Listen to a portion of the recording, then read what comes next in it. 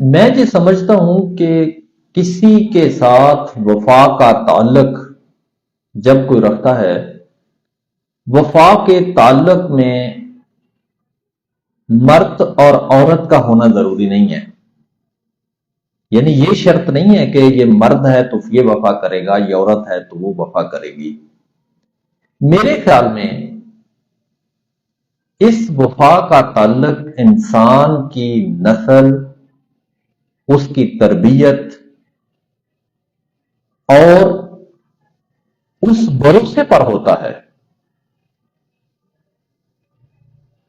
یہ مرد اور عورت میں آپ فرق نہیں کر سکتے۔ وہ جس معاشرے میں رہ کر اس کی تربیت کی گئی ہے،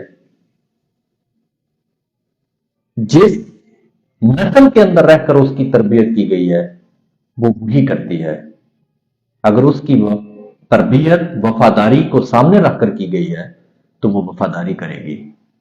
اگر وہ شخص جس کی تربیت میں وفاداری کی گئی ہے وہ وفادار رہے گا۔